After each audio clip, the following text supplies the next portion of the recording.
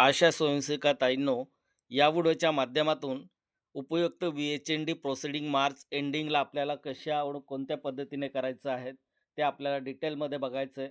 Video शेवटपर्यंत पहा. जास्तीत जास्त हा व्हिडिओ आपल्या आशा ताईंना सेंड करा, म्हणजे त्यांनाही समजेल मार्चचं एंडिंगला VHND प्रोसिडिंग बैठक कशी करायची ते आपल्याला या व्हिडिओच्या माध्यमातून बघायचं आहे. चला तर आपण व्हिडिओ सुरू करूया. आशा स्वयंसेवकांसाठी महत्त्वाची अपडेट.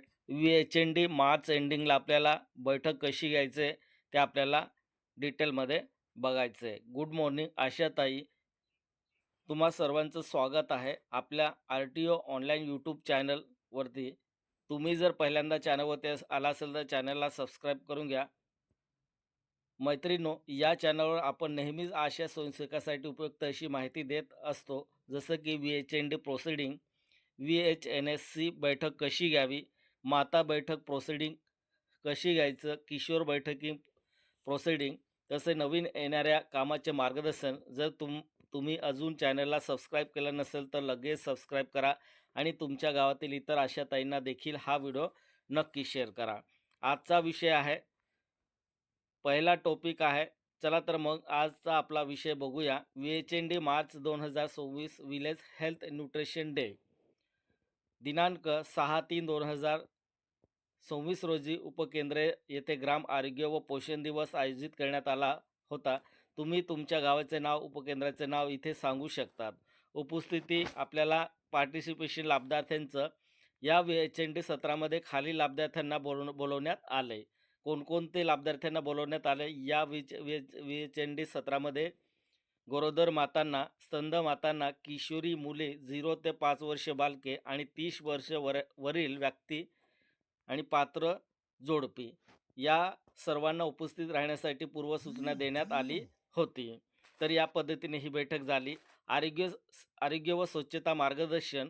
उपस्थितांना खालील विषयावर मार्गदर्शन करण्यात आले. कोणाला मार्गदर्शन करण्यात आले तर बघा, पोषणाचे महत्त्व, स्वच्छतेचे महत्त्व, रोग टाळण्यासाठी उपाय, आरोग्य चांगले ठेवण्यासाठी संतुलित आहार आणि स्वच्छता किती महत्त्वाचं आहे हे समजावून सांगण्यात आले. बघा, हे सर्व मुद्दे तुम्ही मार्च एंडिंगला आपण एक मास्टर तयार करत असतो, प्रोसिडिंग तयार करत असतो. हे सर्व मुद्दे आपल्याला त्या ठिकाणी रायटिंग करायचं असतं. तर याच पद्धतीने करायचं. तुम्ही व्हिडिओ बघून सुद्धा रायटिंग करू शकता. अशा स्वयंसेविका ताईंनी हे सर्व बघूनच तुम्ही त्या ठिकाणी लिहू शकतात. गरोदर मातांची तपासणी. गरोदर मातांची खालील तपासणी करण्यात आली होती या बैठकीमध्ये.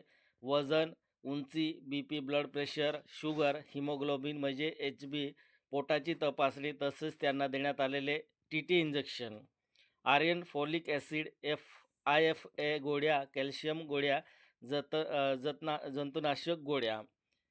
बालकांचे लसीकरण 0 ते 5 वर्ष. 0 ते 5 वर्ष बालकांच्या वयोगटानुसार लसीकरण करण्यात आले होते या बैठकीमध्ये. पालकांना सांगण्यात आले की लसीचे नाव, त्यांचे फायदे, किरकोळ साईड इफेक्ट, त्यावर उपाय, पॅरासिटामॉल गोळीचे 4 भाग करून आईच्या दुधात कसे द्यावे हे दाखवण्यात आले. इंजेक्शनच्या जागेवर थेट बर्फ न लावता कपड्यात घेऊन शेकण्याचा सल्ला दिला आहे. तर बघा, ही सर्व बैठकीमध्ये हे मुद्दे आहेत. हे मुद्दे आपल्याला मार्च एंडिंगला प्रोसिडिंगमध्ये दाखवावं लागतं. तर आपल्याला हे सर्व मुद्दे, मी जसं मुद्दे तुम्हाला दाखवते तर त्याच पद्धतीने मुद्दे मांडणी करायचे आहे. MCP कार्डवर 30+ तपासणी. MCP कार्ड व्यवस्थित भरून देण्यात आले आहेत. 30 वर्षावरील व्यक्तीचे BP तपासण्यात आले. स्तनपान मार्गदर्शन. स्तनदा मातांना समजण्यात आले की स्तनपानाचे महत्त्व, योग्य पद्धतीने स्तनपान कसे द्यावे, आई बाळ नातं मजबूत कसे होते, पहिल्या चीक दूधाचे महत्त्व विशेष सांगण्यात आले. आईचे दूध बाळाच्या शारीरिक व मानसिक विकासासाठी अत्यंत उपयुक्त असते. आहार प्रात्यक्षिक. मेन फोकस काय असतं या महिन्याचं? मुख्य मुद्दा आहे मोड आलेले कडधान्य समजण्यात आले. मूग, मटकी यासारखी कडधान्य खाल्ल्याने फायबर्स मिळतात. विटामिन B कॉम्प्लेक्स मिळते. बघा, आपण जे विटामिनसाठी आपण कोणकोणते या ठिकाणी काय खाल्लं पाहिजे, तर आपल्याला कोणकोणते फायदे होतात, विटामिन आपल्याला मिळते हे सांगण्यात आले. HB हिमोग्लोबिन सुधारते. हिरव्या पालेभाज्या व सलाड खाण्याचे महत्त्व.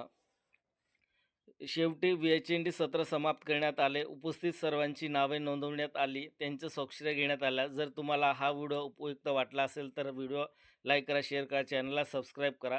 पुन्हा भेटूया अशा उपयुक्त माहिती व्हिडिओमध्ये. धन्यवाद.